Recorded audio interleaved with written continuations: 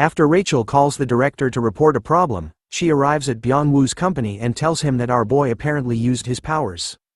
The director is shocked by this news, and Rachel further explains that she rushed to the spot where Sean was last reported, but by the time she got there, he was already gone. The place was a mess, with people badly injured, something only Sean's powers could have caused.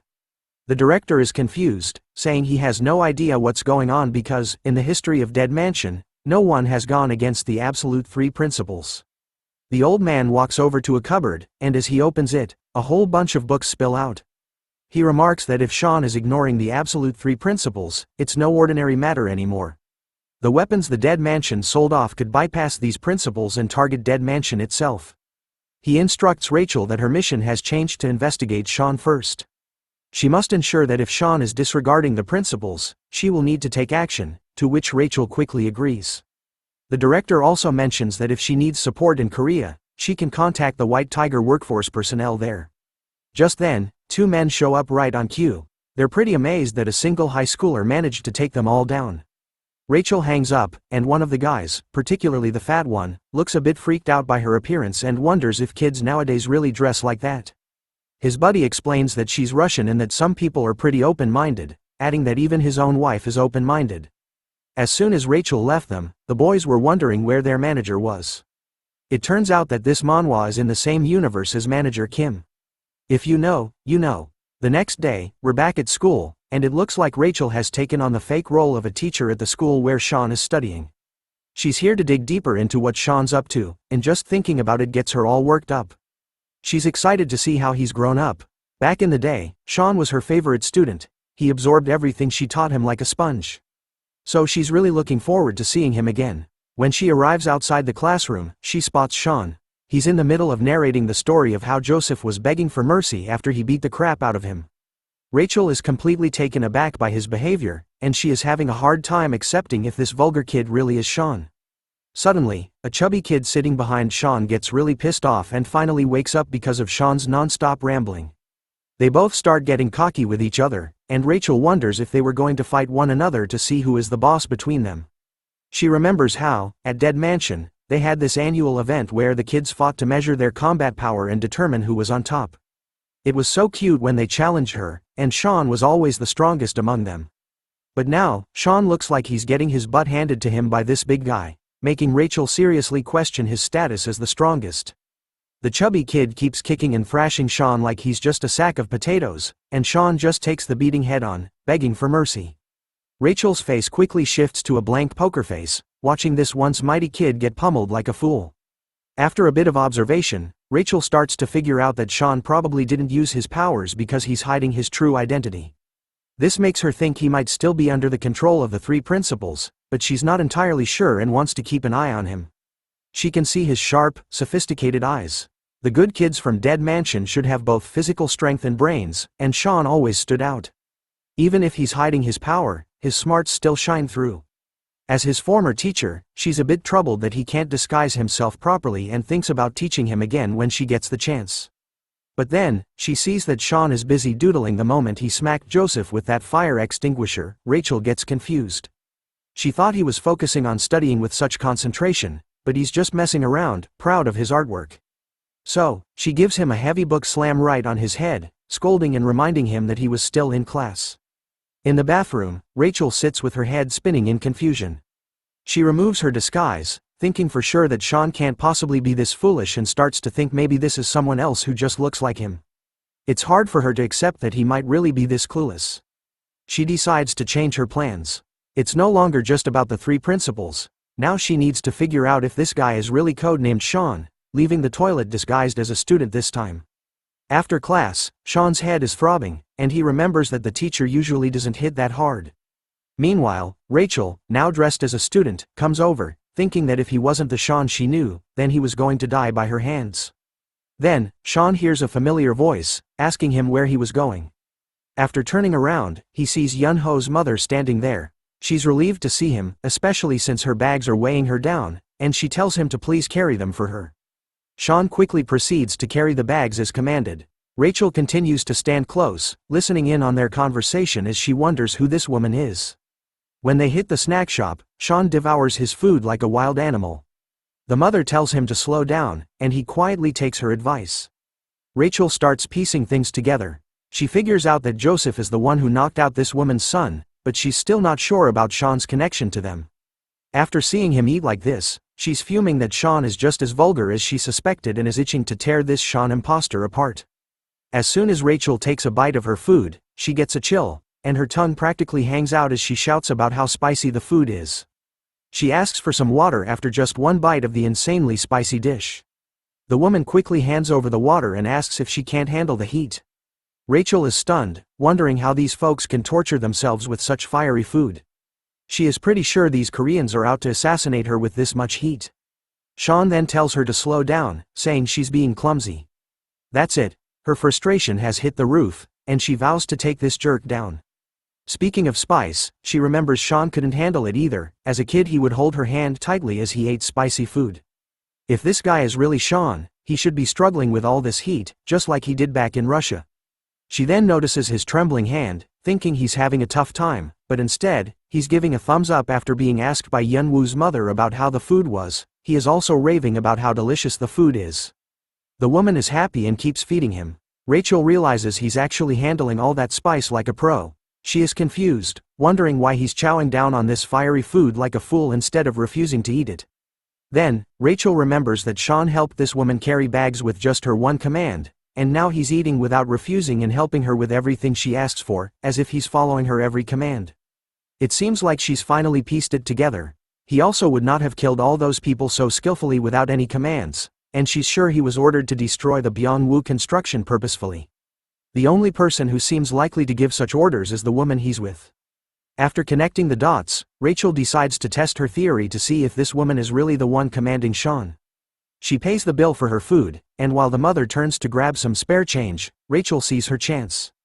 She grabs a chopstick and throws it toward the woman. Just as she hoped, Sean leaps from his seat, intercepts the chopstick midair, and grabs the woman by her face. A stool nearby tips over as they quickly vanish. When the mother turns around, both of them are gone. When we finally see them, Rachel is using the chopstick again as a weapon, talking about the dead mansion's third principle for good children: where there is a threat to their parents' safety, ignore the principles and resolve the situation. Saying this while blocking Sean's attack at the same time as her chopstick stabbing misses our boy. As Sean grips her hand hard, he questions her about how long she was planning on following him all day, revealing to her that he had known she was Rachel the entire time. Rachel's eyes changed as she smiled widely, turned on by the fact that it was really the Sean she had raised. She was excited to finally meet our boy.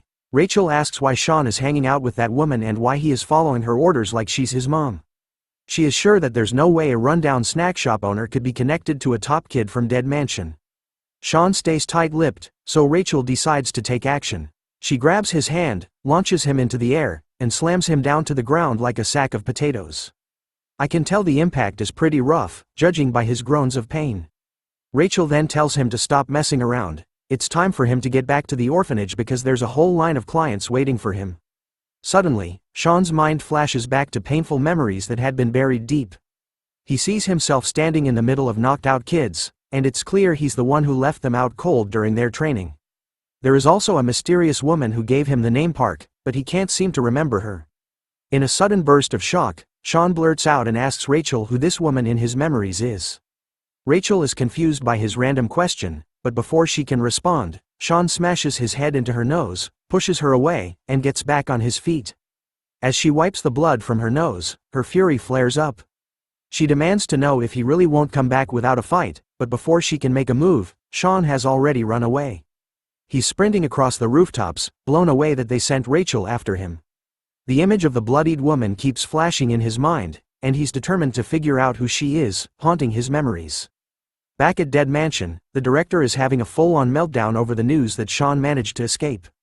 Rachel apologizes, saying he slipped away while she was momentarily distracted, but she also brings some good news: they've tracked down the old woman who's controlling Sean with the three principles. It turns out she's the one Sean recognizes as his parent. The director is thrown for a loop and asks how an old woman could be perceived as a parent. He asks Rachel if the old lady is intentionally using the three principles, but Rachel admits she can't be sure yet and says more investigation is needed before jumping to conclusions. The director decides it's best to verify things with the old woman before sending more resources after Sean. After a wardrobe change, Rachel steps out of the bathroom in disguise as the old lady, leaving another old woman confused, who could bet her life that she had just seen a young girl enter the restroom earlier. Meanwhile, the director is busy explaining that there are only 2 ways to retrieve a good child from their parents, and we'll learn about the first method soon enough. Back with Yunho's mother, she is taken aback by the appearance of this elegant old lady, Rachel in disguise, who sternly advises her to keep her distance from Sean. Rachel introduces herself as Sean's mother, noting that she's often busy with business trips and hasn't paid much attention to her child. Now she's all dramatic about how it breaks her heart that Sean's been eating such awful spicy food. Yunho's mother suddenly realizes that Sean can't handle spicy food and feels a bit guilty for making him eat it all this time. It's a harsh wake-up call that she's been feeding him things that aren't good for him. Rachel is grinning inside, thrilled that this old hag is finally feeling some guilt. This is exactly the kind of reaction she was hoping for. You see, getting the parent to voluntarily give up custody of the child is the first way to take a child back from the parent, and this is what Rachel is trying to achieve. So she keeps her smooth talk, saying she understands that Sean listens to Yunho's mother. Rachel tells her that when Sean comes back to eat here, she should sternly tell him never to return and to go back home. It's a dirty play on Rachel's part, but it's all part of the plan. If Yunho's mother tells Sean to go home, he'll take it as an order and head straight back to Dead Mansion. Rachel starts to leave, but Yunho's mother surprises everyone by refusing to say what Rachel suggested. Looks like Rachel's plan isn't going as smoothly as she hoped. Yunho's mother speaks up, and it's a gut punch to Rachel's plan. She asks Rachel if she's even paid attention to her own son. She reveals that Sean is always covered in filth and dirt, and whenever she asks him about it, he just always says he fell. At first, she used to think he was just being a rebellious kid, but now it breaks her heart. It's clear to her that Sean needs someone who truly cares for him, unlike this rich woman who's clearly abandoned him. As she cries, she admits that she's come to care about Sean and doesn't want him to end up like Yunho. She's willing to step up and take care of him since there's no one else around. Rachel clearly gets ticked off hearing this and tries to tear into the old woman, but Yunho's mom just bows her head and apologizes, saying she didn't mean to come off as rude. She's determined to keep an eye on Sean no matter what. It seems like Rachel's first plan to snag Sean's ownership didn't go as smoothly as she'd hoped, and she's fuming. As night falls, she calls up the director and spills the beans about the failed attempt. The director seems disappointed to hear this and is clearly running out of patience, so he gives her the green light to proceed with the second method. Rachel, now fully on board with this plan, eagerly agrees and looks forward to putting it into action. With a determined look, she sheds her garments to reveal a more wild side of herself, signaling that things are about to get serious. It turns out that upon the death of the parent, the child reverts to the ownership of Dead Mansion. So her new target is Yunho's mother. The scene shifts to outside a mart where Yunho's mother is seen shopping for groceries for her shop, and we can also see Rachel lurking in the shadows. She waits for the perfect moment, her finger poised over the detonate button of a bomb. When she decides it's time, she presses it, and the explosion rips through the air. The fire alarms blare, and sprinklers kick on, dousing everything in water. But the blast wasn't aimed at Yunho's mom, it was merely a diversion. Rachel's gun comes into view. She takes her aim, and just as she pulls the trigger, Sean swoops in, wielding a pan like a makeshift shield, and the bullet ricochets off his impromptu defense. Sean's face is etched with annoyance, while Rachel appears to be having the time of her life. Sean is amazed to see that the bullet-blocking move he picked up from a game actually worked in real life. He then drops the pan and strides toward Rachel, clearly annoyed by her actions, as if he already knew she would do something like this. But he reminds her that involving guns and bombs in the mix is just too much. Rachel just smirks, her gun still aimed at the mother. Sean reacts quickly and shoves the shelf she was hiding behind, but Rachel quickly bolts away before the shelf crashes over her. He then takes her by surprise and quickly disarms her with just one kick to her hand. But this girl is not messing around. She quickly pulls out a dagger and swings at him, slashing his belly. Blood splatters to the ground, or so it seems. In reality, it was just a tomato ketchup tin Sean was holding that got punctured in the process. Sean tosses the ketchup tin away, making her lose her last weapon. He quickly tries to smash her with his knee, but she ducks and shoves his feet, sending him crashing into the shelves. She then asks him if he seriously thinks he can take his teacher down like this.